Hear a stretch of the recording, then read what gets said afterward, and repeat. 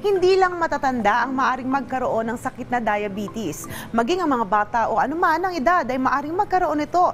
Dahil dyan, isang programa ang inilunsad ng Valenzuela LGU at ng iba pang mga organisasyon. Let's all watch this. Nananatiling pangunahing hamon sa usaping pangkalusugan ng bansa ang pagtaas ng kaso ng diabetes, lalo na sa mga kabataan. Ayon sa Philippine Statistics Authority, as of 2022, pang-apat ang diabetes sa mga nangungunang cause of death sa Pilipinas. Ang diabetes ay isang kondisyon na maaring magdulot ng iba't ibang komplikasyon sa kalusugan tulad ng mataas na presyon ng dugo at iba pang mga sakit sa puso. Sa pagtaas ng bilang ng mga naapektuhan ng diabetes sa bansa, nakakalungkot na marami rito ang mga bata. Aabot sa 68,000, edad 14 pababa, ang batang mayroong type 1 diabetes. Kaugnay nito, isang programa na Changing Diabetes in Children o CDIC ang inilunsad sa pangunguna ng Local Government Unit ng Valenzuela City, katuwang ang mga pribadong organisasyon at kumpanya.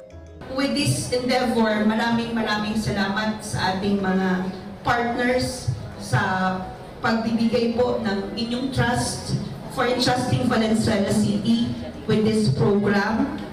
I'm sure yung aming mga bata na nandito ngayon, ang mga magulang, ay maraming matututunan kung papaano nila mapapalaki, mapapaayos yung sitwasyon, yung pagpapalaki sa kanilang mga anak na may mga ganitong illnesses. It's my honor and pleasure to be part of such an event which is very close to our values as a company and principles. Layunin ng naturang programa ang pagtutok sa paglaban sa diabetes, lalo na sa mga bata.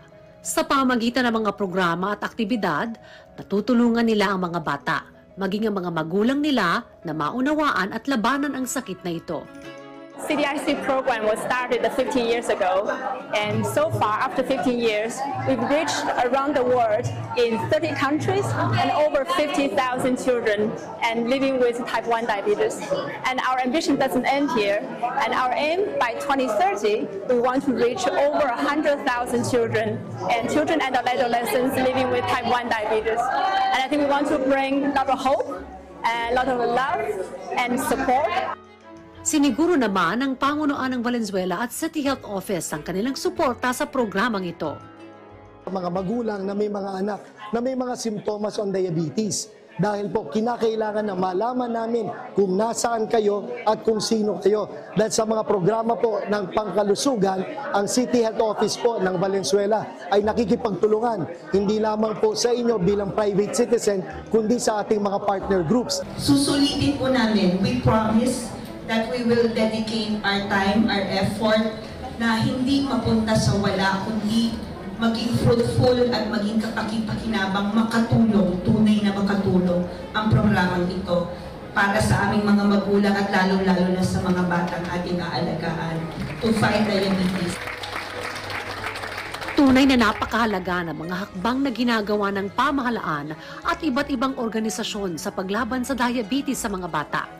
Sa kanilang mga inisyatiba na naglalayong mapanatili ang kanilang kalusugan at magkaroon ng magandang kinabukasan, natutulungan nila ang mga kabataan na maunawaan, harapin at labanan ang sakit na ito.